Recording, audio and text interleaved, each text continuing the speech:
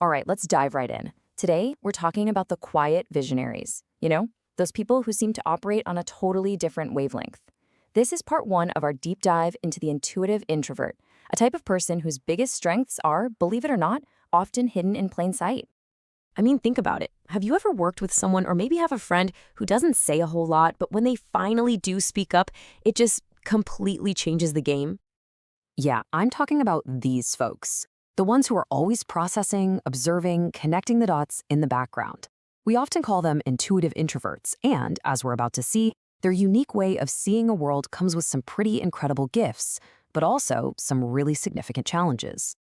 And here it is. This is the core problem we're digging into. It's not that there's something wrong with them.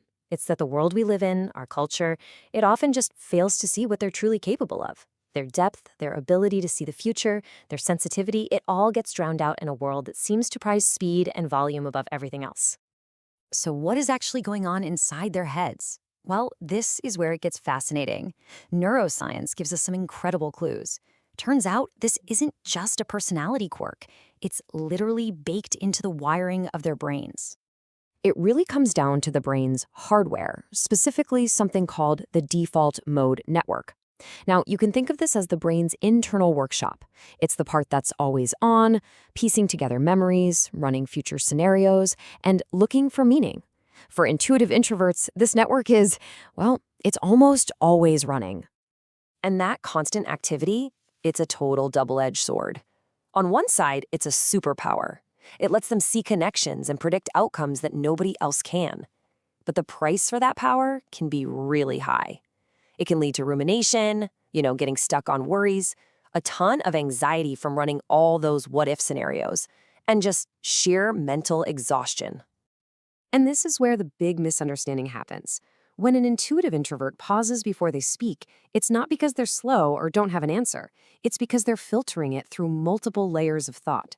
But in a fast-paced meeting where the first person to talk wins, that depth just looks like hesitation. So you've got this internal brain wiring, and then it slams headfirst into a huge cultural challenge. Because, it's one thing to have a brain that works this way, but it's a whole other thing when the world around you just isn't built to get it. And that's where the real friction starts. You can see the whole cycle right here. A strength, like taking time to observe, gets misinterpreted as being uninterested. Thinking about the long term is brushed off as being impractical, and their quiet brilliance is mistaken for a lack of leadership. The end result? A totally predictable and sad pattern of feeling alienated and just burning out. It all sounds pretty rough, doesn't it? Which kind of begs the question. Is this just an unfixable problem? Is this way of being just, not compatible with life today? No, not at all. Actually, it's the opposite. Because if we just shift our perspective a little bit, what we've been calling a challenge is also a massive superpower. Let's look at the gift that comes with all this strain: sensitivity. This heightened sensitivity is like a human radar system.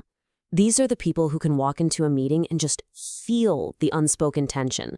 They can read a proposal and immediately spot the flawed assumption everyone else skimmed right over. This makes them amazing empathizers and strategists, because they can navigate the messy human stuff in any situation. But again, that same radar that gives them this incredible gift also makes them really vulnerable. Think about open-plan offices, constant phone notifications, back-to-back meetings. For them, those things aren't just annoying. They can be completely overwhelming, draining their energy way faster than their colleagues. And that's the key, really. You cannot separate the gift from the struggle. The exact same trait that lets them see things others miss is what causes them to feel the static of the world so intensely. They're two sides of the same coin. So why does all of this matter? Well, this isn't just about making one group of people feel a little more comfortable. It's about recognizing that we, as a society, desperately need the lifeline that they have to offer.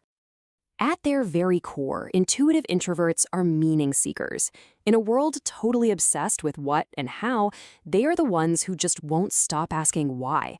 And this focus on purpose, it isn't a distraction. It's a crucial course correction that stops the rest of us from chasing empty goals. So how do we unlock all this potential? The source material gives us a clear roadmap. And it's not about changing them, it's about changing the environment for them. We need to create spaces that protect their time to think, that value their deep thinking, that honor purpose, and that, frankly, redefine what leadership even looks like. When you put it all together, their value is just undeniable. In a world this complex, we need people who can see the ripple effects before they turn into tidal waves. We need leaders who actually bring empathy to the table.